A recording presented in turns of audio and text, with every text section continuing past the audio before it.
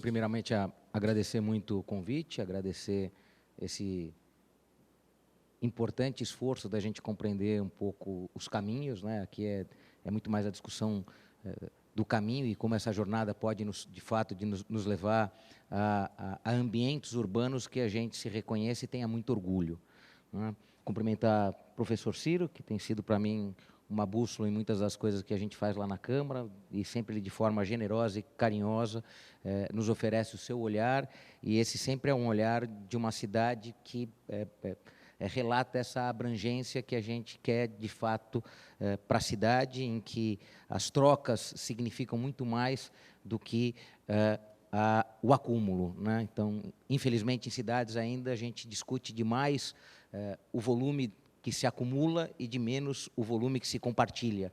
E aí a gente deixa um saldo de ociosidade nas cidades gigantescas. Na realidade, parte do que a gente está vivendo é a indiscriminada acumulação e, de outro lado, parte significativa dessa ociosidade vai ficando a olhos vistos. Então, eu trago uma pequena provocação para a gente começar. Eu não sou arquiteto, estou no terceiro ano de arquitetura e urbanismo, mas não sou, mas a minha formação é sociologia, então eu trago uma provocação de Guiducci, que dá um pouco a dimensão desta cidade que a gente tanto sonha, que ela tem muito, muito desenho, mas ela tem um preenchimento fabuloso que é a vida, né? E a vida vem essencialmente das pessoas, e é a partir daí que eu quero começar essa brevíssima apresentação, que é muito mais uma provocação, inspirado em 50 anos de pena, mas inspirado muito mais no resultado das suas provocações, né?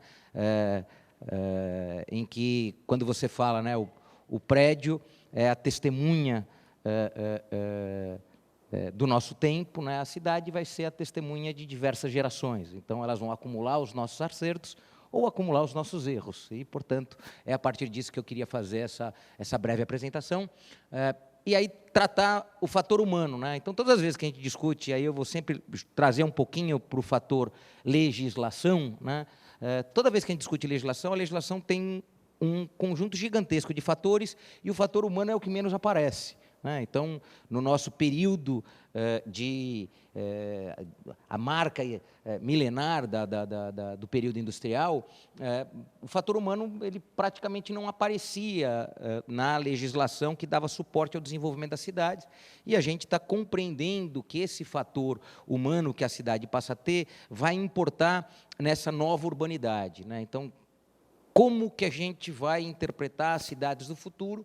E aí a gente aqui anuncia esse fator urbano, que ele vai ter a especialização, a colaboração como fatores positivos, a dependência e a competição como os fatores negativos, e como você vai equalizar as duas a partir do humano dentro desse centro urbano. Então, vamos avançar, e eu vou tentar mostrar um pouquinho o que são esses desafios do novo paradigma de viver em cidade, como pensar essa cidade pós-industrial. Então, aqui é algo fundamental, como a gente vai compreender uma cidade que foi construída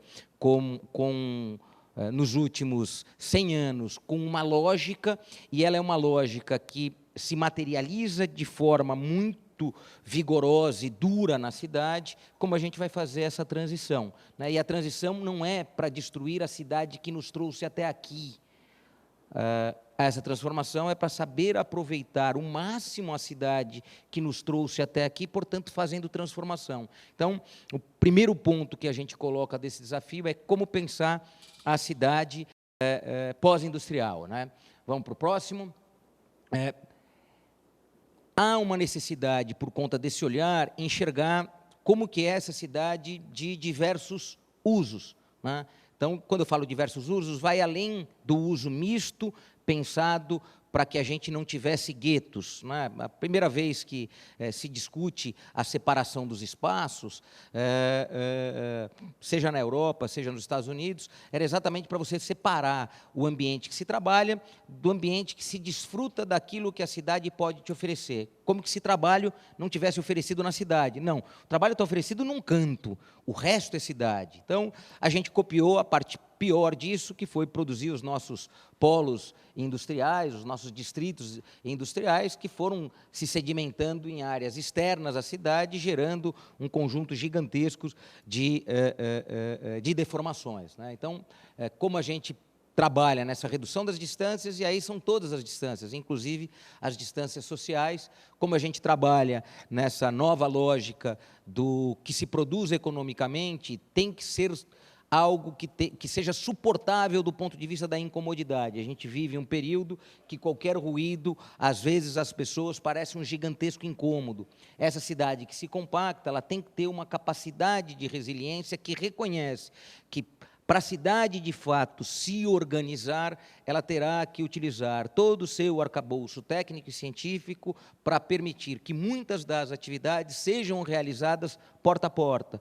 E, portanto, isso faz com que a gente tenha a parte técnica e a parte humana caminhando lado a lado. Portanto, vai ter gente trabalhando do lado de gente que está descansando. Isso é uma tarefa gigantesca nesse momento, e a cidade de São Paulo passa um pouco por esse processo de redução dos conflitos do uso misto da cidade, né? Então, esse também é um dos grandes desafios para a gente compreender essa nossa cidade. Outro desafio gigantesco, e a cidade precisa de você, acabou de apresentar uma fórmula para você enfrentar isso, a gente tem que superar a segregação socioespacial, né? A cidade de São Paulo tem, talvez, na sua marca, essa segregação. Então, uma é de longa distância, né? Os grandes bolsões de miséria que estão nas áreas mais vulneráveis da cidade, em especial as áreas vulneráveis ambientais, hidrológicas e geológicas. E outro que são aqueles que estão incrustados dentro da cidade, que aí é ainda pior, né? Porque hoje você tem uma presença absolutamente vigorosa do narcotráfico dentro dessas regiões. Então, quando você pega Heliópolis e Paraisópolis, se você for observar, e as últimas notícias que vieram, o controle é absolutamente do narcotráfico. A maior prova disso, 2, 3 semanas atrás, um membro do Exército que ficou horas e horas na mão do PCC, e há uns 2, 3 meses atrás, uma policial feminina que foi assassinada depois de ser reconhecida como policial dentro da comunidade. Então, como a gente realiza e supera essa segregação à medida que a cidade é a mesma, e a gente precisa trabalhar com muita efetividade para essa superação, em especial o fator humano dessa segregação, que é o fator do preconceito. E, portanto, há aí uma questão absolutamente cultural a ser superada, que não se escreve em lei, que não se põe em diplomas para se perseguir, e sim é a educação e a forma com que a gente trabalha esse processo. Vamos lá? Outro gigantesco desafio é a gente não desmerecer uma característica que São Paulo tem e ainda não conseguiu assumir. A cidade que tem diversos polos, né? Então, você fala o centro e a ausência de cidade, né? São Paulo foi construída com uma informação para o cidadão que a cidade estampada nos bondes e depois nos ônibus era aquela que te levava ao centro. Onde você estava não era a cidade. Então, até final da década de 80, muitos dos ônibus apontavam lá, cidade. Que, portanto, você estava saindo do fundo de Santo Amaro, não era cidade. Você estava saindo do fundo da Zona Norte, você estava lá em Perusa, em Anguera, e a informação era que aquilo lá não era a cidade era aquela que você seria levado. E tem uma razão óbvia para isso, né? Cidade é espaço de direito. Se esse ponto distante da região central não tem a garantia de direito, não é cidade. Se não é cidade, de fato, você está sendo transportado para ela. Então, quando o ônibus anunciava cidade passando pelo seu bairro, de fato, ali, se não está garantido o direito, não é cidade ainda, e, portanto, a gente precisa reconhecer essa capacidade que a cidade teve de produzir os seus diversos centros e, a partir deste reconhecimento, fortalecê-los, né? A gente ainda continua com muito aquela onda de dizer assim, não, precisamos fortalecer de novo o centro, precisamos fortalecer de novo o centro. O centro precisa ser redescoberto pela população. Ele não precisa ser fortalecido. Força ele já tem, ele precisa ser redescoberto. Então, essa é a leitura que a gente tem, e aí isso trabalha muito com uma perspectiva de economia local, né? Então, a gente tem uma necessidade de começar a trabalhar com muita intensidade com aquilo que são as economias locais e, portanto, a capacidade que a população tem de gerar economia nos seus territórios. Vamos seguir? Então, foco nesse descongestionar, nesse enriquecer para socializar riqueza e no descentralizar. Então, é isso que a gente tenta trabalhar nos processos legislativos que a gente tem lá na Câmara. Vamos seguir? Quais estratégias que a gente vem adotando, né? Porque toda vez que você consegue indicar onde você quer chegar, você tem que dizer, tá bom, mas como chegarei lá? E a gente vem trazendo um pouco disso. Cidade compacta, trabalhar muito com tecnologia, gerando trabalho, né? Está aí o Black Mirror, que trabalha com o conceito que tecnologia vem para desempregar, vem para destruir a sociedade. Mas se a tecnologia é meio, é instrumento, eu preciso saber como utilizar esse instrumento para empregar mais e não menos, né? Então, a gente traz aqui e o requalificar. Então, a gente traz aqui 3 formas de descongestionar, né? Ampliar a utilização de áreas já infraestruturadas, volta lá só um pouquinho. Misturar os usos e classes, né? Então, essa é uma questão absolutamente fundamental. O teletrabalho, trabalho remoto, coworking, home base, home office. Então, está claro para a gente que a gente precisa empreender na periferia, e aí sim, o uso de tecnologia para empreender na periferia ainda não foi descoberto pela sociedade brasileira. Muitos já fazem isso no mundo, mas aqui, infelizmente, não.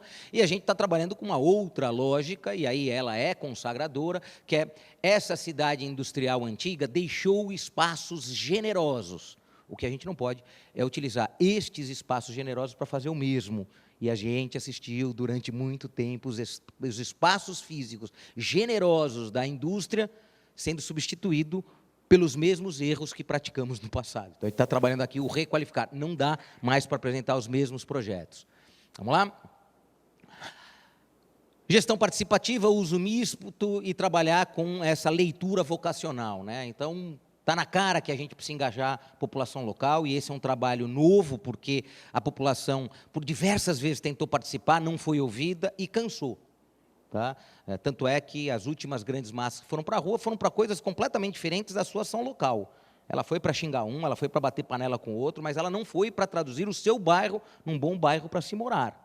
Então, a gente tem que ter esse trabalho muito forte, e eu acho que muito dos espaços públicos do território pode ser o epicentro dessa transformação. Então, para muitas das regiões, a única coisa de qualidade que se tem naquele território é um espaço público que hoje está abandonado, e se ele for reparar, seja uma escola, seja uma unidade de base de saúde que tem um terreno grande, os espaços públicos são poderosos para isso.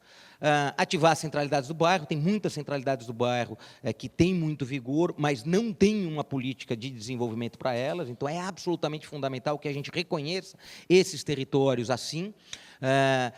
Trabalhar muito na regularização fundiária, então a gente precisa dar o direito dessa cidade que não tem direito a acessar as linhas de crédito e financiamento que historicamente não acessam, e buscar uma vocação nesses territórios múltiplos para, sim, aí sim, você incentivar de maneira muito significativa, reconhecendo o principal capital que as diferencia, que é o capital humano, é esse capital social. Vamos lá?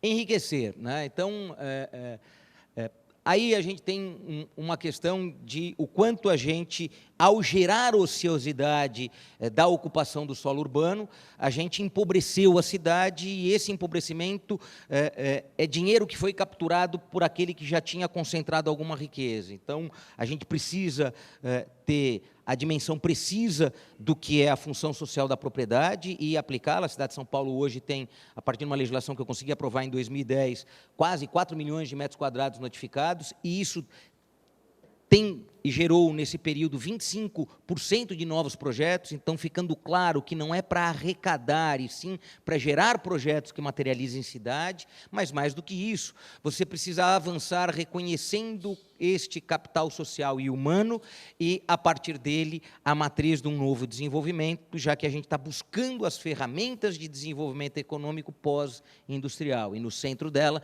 não está mais a repetição gerada pelo Fordismo, e sim está a capacidade criativa do indivíduo e ele transformador da sociedade, e como papel protagonista disso está a educação, e aí, sem dúvida nenhuma, se a gente não souber enfrentar nesses tempos de trevas, o que vem sendo feito, tanto no nível federal, como em parte pelos governos estaduais, o esgotamento do financiamento da universidade pública e dos institutos de educação impõe um risco gigantesco à nossa sociedade. Vamos seguir? Riscos, aí a gente fala onde isso põe a sociedade em xeque, né? Então, onde uma visão só do capital e das facilitações e da redução tributária, né? Então, hoje, a gente vive naquela leitura o seguinte: quanto mais simplificar tudo e quanto mais a gente tirar todos os elementos disso, todos os elementos que se materializam em forma do poder público ter uma presença de decisão, facilita para o país. É parte disso. Não é? Porque todas as vezes que você retira de maneira muito significativa a decisão pública, você jamais terá uma condução e uma liderança que aponte para políticas públicas que reduzam as distâncias. Então, a gente tem que tomar muito cuidado, porque todas as vezes fala em Estado mínimo, não precisa disso, privatiza tudo, tal, você perde a possibilidade de conduzir o seu processo de desenvolvimento. Então, sem dúvida nenhuma, há um Estado brasileiro hoje questionado pela sociedade, inclusive, que é caro, que gera despesas, mas, ao reduzi-lo a pó, deixamos de ter a liderança pública, portanto, apontando para um caminho de redução das desigualdades, e aí o risco que se tem é só ampliar as desigualdades, e, portanto, isso é absolutamente fundamental estar na nossa cabeça todas as vezes que a gente reflete para onde vamos. Vamos lá? E aí, eu vou trazer alguns pequenos exemplos do mandato. A gente lançou, nesse ano, a primeira chamada cívica, em que a gente acaba utilizando uma regra direta do recurso público atender a vontades da sociedade. Então, aqui foi um edital que permitia à sociedade participar na recuperação de áreas verdes e praças, em que esta sociedade não precisava nem ter um CNPJ, poderia ser, inclusive, vizinhos que tinham lá que cumprir as regras do edital, mas eles poderiam acessar o recurso público diretamente. Isso é para gerar uma nova relação de engajamento com aquilo que é público, o dinheiro e o espaço público. Então, resultado fabuloso, em menos de 2 meses a gente conseguiu 32 projetos, dos quais 7 projetos serão financiados com valores de 30 a 100 mil reais. A gente deve lançar nos próximos dias um segundo edital, que é um edital de vielas e escadões, também nesse processo de recuperação com participação da sociedade, e para o ano que vem a gente vai trabalhar com os equipamentos formais, né? Então, a gente vai trabalhar com escolas, com unidades básicas de saúde, então muda a perspectiva, a gente envolve um ator gestor destas unidades com relação com o conselho gestor e com a comunidade do entorno. Então, isso tem imaginado uma forma de democratizar o acesso da população ao fazer, né? Porque, na realidade, ele pensa como vai ser a transformação, recebe o recurso e acompanha a sua transformação até o final.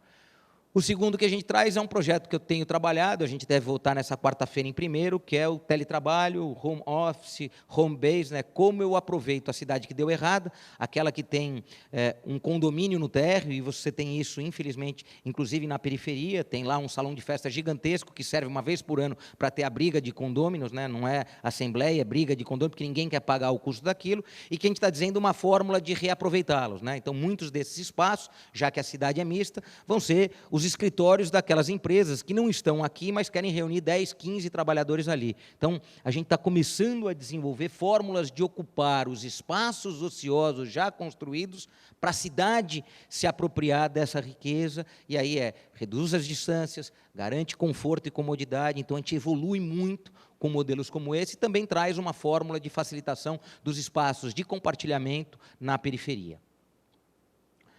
E um último que eu trago, que esse a gente tem trabalhado muito, que é como a gente enfrenta o déficit habitacional da cidade de São Paulo, em especial o ônus excessivo do aluguel, com um mecanismo de não transferência direta da propriedade, né? Então, como a gente tem uma regra mais inteligente, seja via serviço de moradia social, seja via locação social, seja via locação incentivada, em que a gente mantém o recurso público girando, atendendo a mais pessoas do que você muitas vezes transferir o patrimônio carrega esse benefício público que já se mostrou em todas as pesquisas realizadas que 50% após 2 anos já não está com a mesma família e, portanto, a gente perde muito recurso público ali transmitido. Era assim que eu queria trazer um pouquinho a leitura de como, onde, quais as finalidades, nessa brevíssima apresentação. Desculpa se passei o tempo, mas queria concluir com isso. Muito obrigado a todos.